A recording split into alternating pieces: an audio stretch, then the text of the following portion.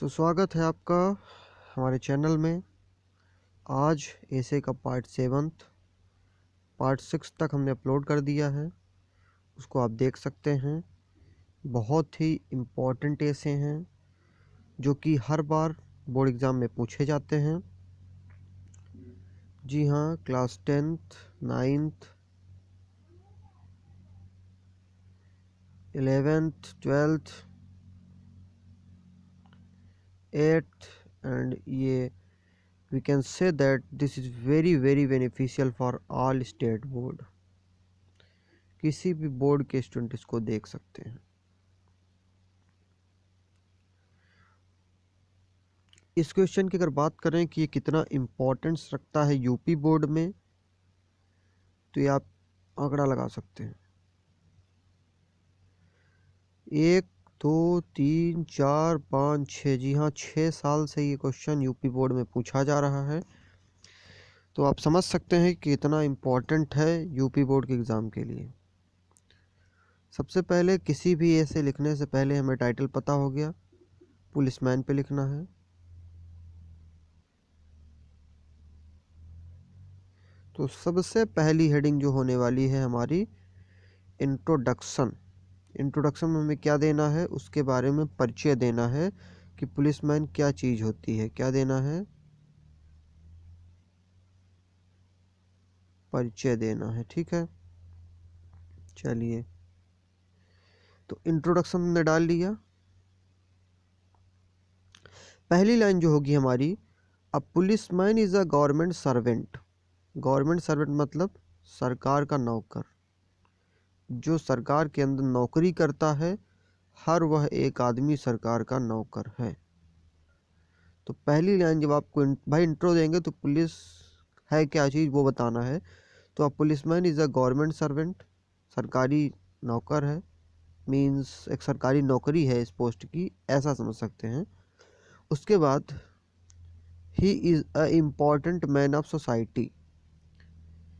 आपको इंट्रोडक्शन में जो दूसरी लाइन देनी है, he is a important man of society, वह समाज का बहुत ही महत्वपूर्ण इंसान है, बहुत ही महत्वपूर्ण आदमी है। तो ये चीज़ आपको देनी है। अगली लाइन जो आप लिखेंगे, he keeps law and order in the country. इसका मतलब क्या हुआ, देखिए ऐसे लिखना बता रहे हैं और आपको साथ में मतलब भी बता रहे हैं, जिससे आपको हिंदी समझ में आ जाए। तो अगर आपको भूल भी जाए तो आप इंग्लिश में उसको लिख तो सकें, एटलीस्ट आपको हिंदी में तो बनता रहे, तो एटलीस्ट आप ट्रांसलेट करके तो कुछ लिख पाएँ। तो he keeps law and order in the country, वह देश में लॉ एंड ऑर्डर, नियम कानून को वो बना के रखता है। तो इतना माइंड रखिएगा कि इंट्रोडक्शन में आपको कितने वर्ड देने हैं, 15 वर्ड। अगर आप क्लास 9th और 10th के लिए लिख रहे हैं तो, और अगर आप 11th या 12th के लिए लिख रहे हैं तो मैं बता दूं, इंट्रो में आपको कम से कम 40 से 50 वर्ड देना पड़ेगा। तो मैं स्पेशली 10th के लिए बता रहा हूं 15 वर्ड। अगली जो आपकी लाइन होगी, हिज यूनिफॉर्म, उसमें आपको कैसे लिखना है कि अब हम उसके यूनिफॉर्म के बारे में बात कर रहे हैं, उसके कपड़े के बारे में बात कर रहे हैं। क्या बात कर रहे हैं, उसके कपड़े के बारे में, कि पहनावा कैसा होता है। तो चलिए देख लें, his uniform, generally a policeman wears a khaki shirt, a khaki pant and a cap. Generally जो नॉर्मली बात करते हैं, कि मतलब जो पुलिस वाले पहनते हैं सब लोग, वियर्स अ खाकी शर्ट, एक खाकी शर्ट पहनते हैं, अ खाकी पैंट, एक खाकी पैंट पहनते हैं, एंड अ कैप, और एक टोपी इस्तेमाल करते हैं। तो ये तो जनरल ड्रेस हो गया। उसके बाद he ties a leather belt round his waist. Waist मतलब होता है कमर।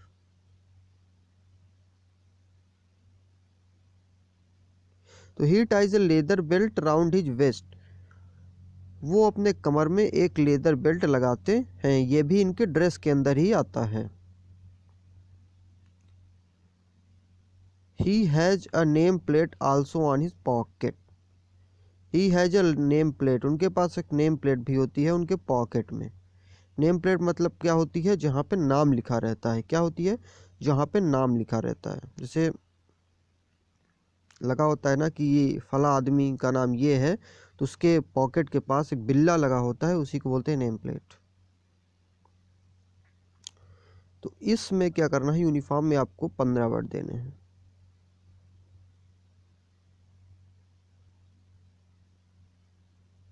ठीक, तो इसमें क्या लिखना आपको यूनिफॉर्म में? Generally a policeman wears a khaki shirt, a khaki pant and a cap. He ties a leather belt round his waist. वो अपने कमर के चारों ओर एक लेदर बेल्ट का भी इस्तेमाल करते हैं। उसके बाद आपको क्या लिखना है? He has a name plate also on his pocket. उनके पॉकेट में एक नेम प्लेट भी होती है। चलिए आगे बढ़ें। अगली आपकी हेडिंग होनी चाहिए हिज ड्यूटीज़, जो कि पुलिसमैन में बहुत ही मोस्ट इम्पॉर्टेंट हेडिंग ये होने वाली है। इसको हम थोड़ा डिटेल में बात करेंगे। तो हिज ड्यूटीज़ मतलब उनके कर्तव्य क्या हैं, उनके काम कौन कौन से हैं, ये आपको हिज ड्यूटीज़ में मेंशन करके जाना है। तो पहली लाइन जो आप लिखोगे हिज ड्यूटीज़ हेडिंग के अंदर, ये तीसरी हेडिंग है। ही हैज़ मैनी, ये कटा हुआ है, इसको आप समझ लीजिए कटा हुआ है, टू, बस इतना लिखा है। He has many duties to perform. उनके पास कई कर्तव्य हैं करने के लिए, कई काम है करने के लिए। अब हम वो कर्तव्यों की बात करेंगे नीचे कि एक पुलिसमैन के पास कौन कौन से कर्तव्य होते हैं। चलिए, his duty is very hard. जो उनका कर्तव्य होता है, जो उनका काम होता है, वो बहुत कठिन होता है। ये आपको दूसरी लाइन पे वहाँ पे मेंशन करना है कि his duty is very hard. तो ये चीज़ आप वहाँ पे ज़रूर लिख के आएंगे। उसके बाद आपको क्या लिखना है? He stands at all the important crossings of the road, town and cities. क्या लिखना है आपको? His duty is very hard, उनका जो काम है, उनकी ड्यूटी है, वो बहुत ही कठिन है। उसके बाद आप क्या लिखोगे? He stands at all the important crossings of the road, towns and cities. He stands at all the important crossing roads. वह जहाँ पे रोड की आपकी क्रॉसिंग होती है, वहाँ पे वो खड़े रहते हैं। रोड पे, टाउन पे मतलब कस्बों में, सिटीज़ मतलब शहरों में इनका काम होता है कि जहाँ पे क्रॉसिंग्स होती हैं वहाँ पे पुलिस वाले खड़े होते हैं, जिससे आप अच्छे से जा सकें बिना अव्यवस्था फैलाए हुए। तो ये लाइन आपको ज़रूर लिखनी है। चलिए बात करते हैं अगली लाइन आपको क्या लिखनी है। ही कंट्रोल द ट्रैफिक। ये ट्रैफिक को नियंत्रित करते हैं, ट्रैफिक को कंट्रोल करते हैं, ठीक है। And keeps an eye on the criminal. और जो मुलजिम हैं, जो मतलब क्राइम करते हैं, उन पे ये नज़र बनाए रखते हैं कि मतलब ये गलत ना करने पाएँ, और गलत करते हैं तो उन्हें पकड़ के ये सज़ा देते हैं। मतलब पूरा ठेका इन्होंने ले रखा है आपके इंटरनल सिक्योरिटी का। तो क्या लिखेंगे आप? He has many duties to perform. His duty is very hard, उनकी ड्यूटी बहुत कठिन है।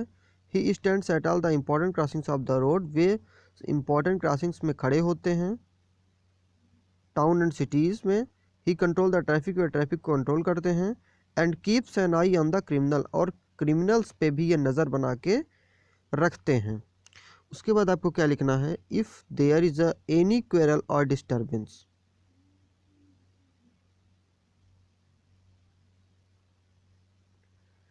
If there is any quarrel or disturbance in his area, he at once rushes to the spot and control it. If there is any quarrel or disturbance, अगर कहीं पे कोई झगड़ा होता है या कहीं पे कोई अव्यवस्था फैलती है, इन हिज एरिया, इनके एरिया में, he at once rushes to the spot, वे तत्काल ही भीड़ वाली जगह पे पहुंचते हैं। एंड कंट्रोल इट, और इसे नियंत्रित करते हैं। तो कहीं पे झगड़ा होता है, कहीं पे अव्यवस्था फैल गई, कहीं पे ज़्यादा भीड़ लग गई, तो वहाँ भीड़ वाली जगह पे पहुँचते हैं और इसे जल्द से जल्द, तत्काल से तत्काल, जितना जल्दी हो सकता है इसे कंट्रोल करते हैं। अगली लाइन आपको इसमें क्या लिखनी है, he save our property from thieves. ये चोरों से हमारे धन को, हमारे संपत्ति की रक्षा करते हैं। तो ये बहुत इंपॉर्टेंट लाइन है, इसे बिल्कुल मत छोड़िएगा। ठीक है, तो ये चीज़ आपने देख लिया कि ये जो थोड़ा लंबा ज़रूर हुआ बट बहुत इंपॉर्टेंट हेडिंग है, हिज ड्यूटीज। इसमें आप कोशिश करिएगा कि इसमें आप एटलीस्ट 30 वर्ड डाल पाएँ। कितना? 30 वर्ड। तो मैंने एटलीस्ट 35 लिखने की कोशिश की है, आप 30 लिखने की कोशिश करिएगा, जिससे आपको अच्छे मार्क्स मिल पाएँ। अगली हेडिंग की ओर बढ़ेंगे, हिज यूजफुलनेस। इनकी उपयोगिता क्या है? उपयोगिता।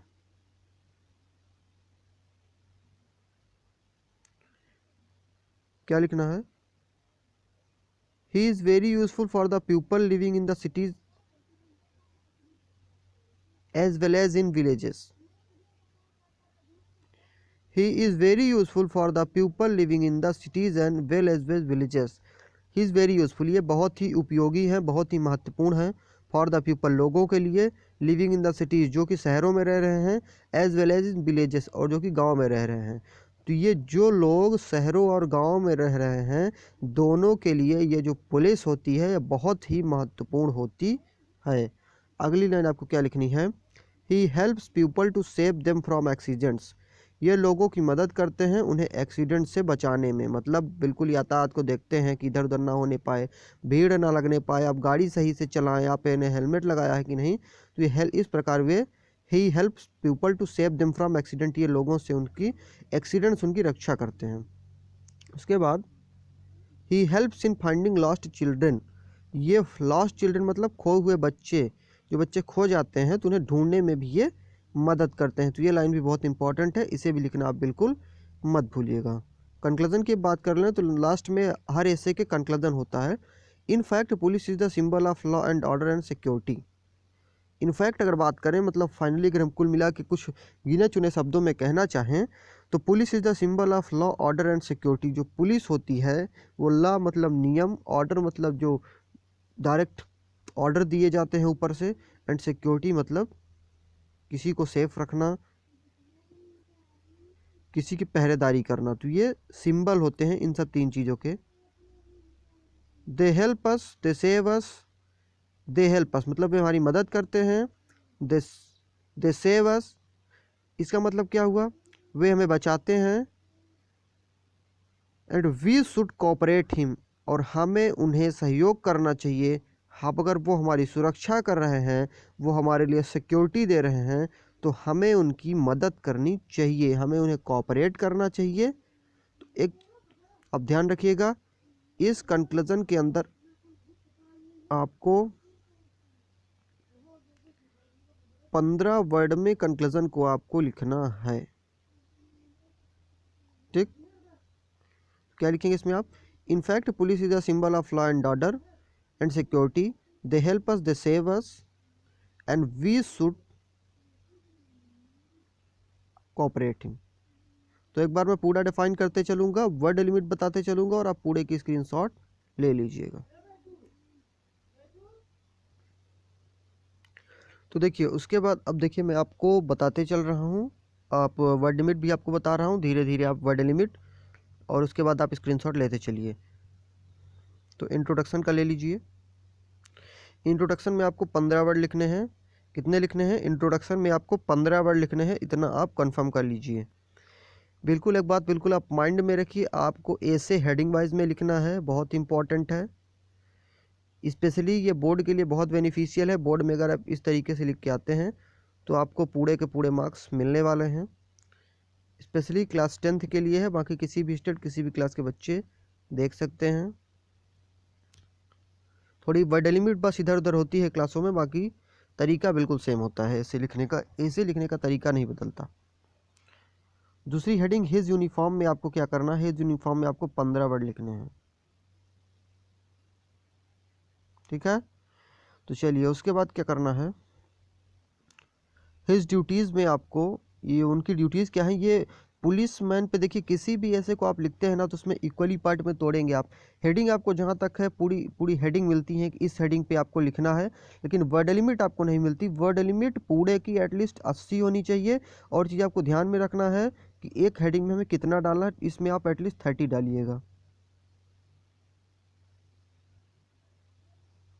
उसके बाद हिज यूजफुलनेस, इसमें आपको एटलीस्ट 15 वर्ड डालने हैं। स्क्रीनशॉट आप ले लीजिए, पूरा जल्दी जल्दी स्क्रीनशॉट लीजिए। कंक्लूजन की स्क्रीनशॉट ले लीजिए। इसमें आपको कोशिश करिएगा, इसमें आपको 15 वर्ड डालने हैं। तो ये देखिए, मैंने बताया कि आपको पहले में 15, दूसरे में 15, तीसरे में 30, फिर 15 और फिर 15। अप्रॉक्स मैंने 90 का बता दिया है। आप अप्रॉक्स 90 का भी लिख के आते हैं तो आपको पूरे मार्क्स मिलेंगे, 80 का भी, लेकिन ज़्यादा नहीं होना चाहिए। अगर 60 वर्ड लिमिट है, 70 वर्ड लिमिट है तो 100 को मत क्रॉस करिएगा। कम तो बिल्कुल ना हो, ज़्यादा चलता है लेकिन कितना चलता है, सिर्फ 10-20 वर्ड। उससे ज़्यादा अगर आप ओवर करके लिखेंगे तो आपको नंबर नहीं मिलेंगे। तो चलिए वीडियो को करते हैं समाप्त। Thank you.